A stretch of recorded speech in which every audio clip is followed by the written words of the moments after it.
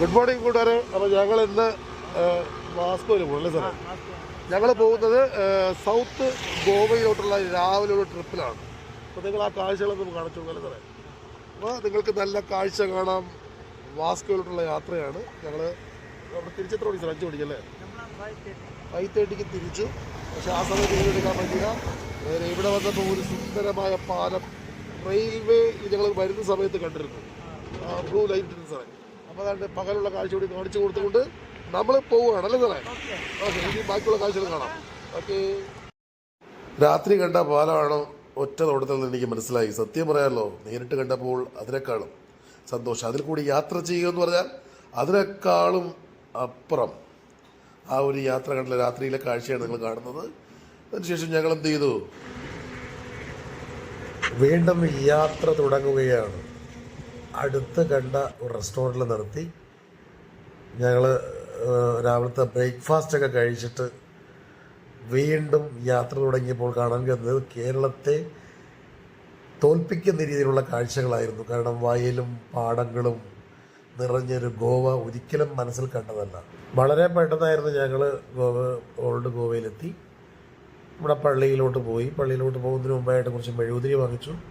മെഴുകുതിരിയെല്ലാം വാങ്ങിപ്പിച്ചു എന്ന് പറയുന്നതാണ് നല്ലത്. 50 രൂപയ്ക്ക് 5 എണ്ണം. ഞങ്ങൾ നേരെ പള്ളിയിലോട്ട് നടന്നു. വളരെ പ്രതീക്ഷകളോടെ പള്ളിക്കകത്ത് കയറാമെന്നുള്ളൊരു പ്രതീക്ഷയോടെ ഞങ്ങൾ കയറാൻ വന്നത്. പക്ഷെ സത്യം പറഞ്ഞാൽ അവിടെ അന്വേഷിച്ചപ്പോഴത്തേക്ക് അകത്ത് കയറുമ്പോൾ വീഡിയോഗ്രാഫ് അലോഡല്ല. നമുക്ക് അകത്ത് പോകാം. അപ്പോൾ ഞങ്ങൾ അകത്തോട്ട് കയറുന്നതിന് മുമ്പേ കുറച്ച് ഒരുപാട് വെള്ളക്കാർ ഇവിടെ വന്ന് നിൽക്കുന്നത്. സെൻറ്റ് ഫ്രാൻസിസിനെ അടക്കിയിരിക്കുന്ന പള്ളിയാണ് ഞാനത് വന്നിരിക്കുന്നത്. ഞങ്ങളകത്ത് കയറി കണ്ടു. വീഡിയോ അലോഡല്ല. അദ്ദേഹത്തെ അടക്കിയിരിക്കുന്ന നമുക്ക് കാണാൻ സാധിച്ചു. അല്ലേ സാറേ? നമ്മൾ കണ്ടു. ഇനിയിപ്പോൾ ഓപ്പൺ ആയിരുന്നു. അപ്പോഴേക്ക് തുറന്നു കൊടുത്തു. എന്നാലും നമുക്ക് കാണാം. അപ്പോൾ നമ്മുടെ പുറകിൽ കാണുന്നതാണ് ആ പഴയ പള്ളി. എൻ്റെ പുറകിൽ അത് കഴിഞ്ഞിട്ട് ആ പള്ളിക്കകത്താണ് വെച്ചിരുന്നത് അല്ലേ സാറേ? ഒരു ഏരിയ മൊത്തം ഇവിടെ അല്ലേ ഇതിൻ്റെ ഭാഗമായിട്ട് നമ്മുടെ ചെളിക്കല്ലും കിട്ടിയിരിക്കുന്നത് അല്ലേ സാറേ? അല്ലേ, പഴയ കല്ലൂർ ഇട്ടിരിക്കുന്നത്. അപ്പോൾ നമുക്ക് ഇവിടുത്തെ കാഴ്ചകളൊക്കെ ഒന്ന് ഓടിച്ചൊന്ന് കാണാം അല്ലേ?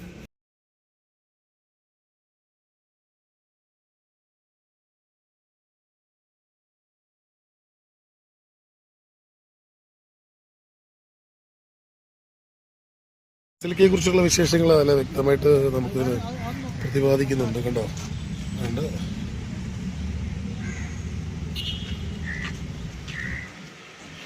ഏറ്റവും എനിക്ക് ഇഷ്ടം തോന്നിയത് കാരണം ഇത് കംപ്ലീറ്റ് നിർമ്മിച്ചിരിക്കുന്നത് വെട്ടുകല്ലുകളാണെന്നുള്ളതാണ് ഏറ്റവും വലിയ ഇത് അതിശയം.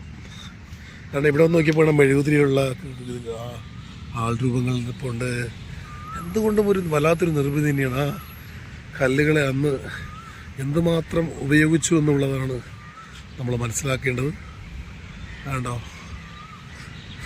ഫ്രാൻസിനെ അടച്ചിരിക്കുന്നതിനകത്താണ് ഇപ്പോഴും ജീവനോടെ അല്ല അതിൻ്റെ ബോഡി അതേപോലെ ഇരിക്കുന്നൊരു അത്ഭുത കാഴ്ചയാണ് നമ്മൾ കണ്ടത്. കാണാൻ പറ്റില്ല, എന്നാലും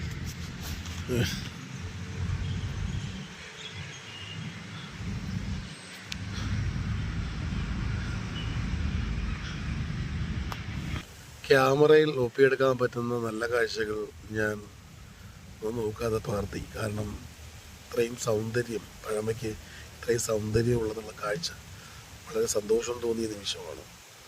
അത് കഴിഞ്ഞ് ഞങ്ങൾ നേരെ പുറത്തിറങ്ങി നേരെ നമ്മുടെ പുതിയ പള്ളിയിലോട്ട് ഉള്ള ഈ യാത്ര. ആ യാത്ര കണ്ടല്ലോ. ഞാൻ നേരെ അകത്ത് കയറി. പക്ഷെ അവിടെ അലോഡല്ല. എങ്കിൽ പോലും ഞാൻ കയറി അകത്തുള്ളത് അത്യാവശ്യം പകർത്തി. കാരണം ആരുമില്ലായിരുന്നു. അതുകൊണ്ടാണ് ഏറ്റവും വലിയൊരു ഗുണമുണ്ടായത്. ഇത്രയും രാജപ്രൗഢിയുടെ ഒരു പള്ളി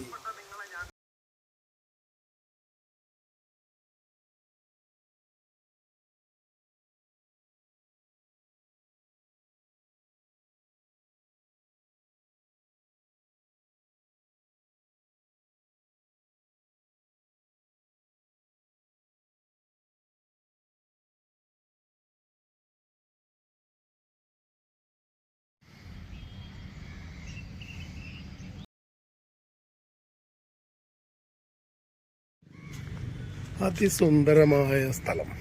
ഒരുപാട് സ്പേസസിൽ ഓൾഡ് ഗോവയിലെ നമ്മുടെ പള്ളിയുടെ കാഴ്ചകളാണ് നിങ്ങൾ കാണുന്നത്. എന്താ പറയുക, നല്ലപോലെ സൂക്ഷിച്ചിട്ടുണ്ട് കേട്ടോ.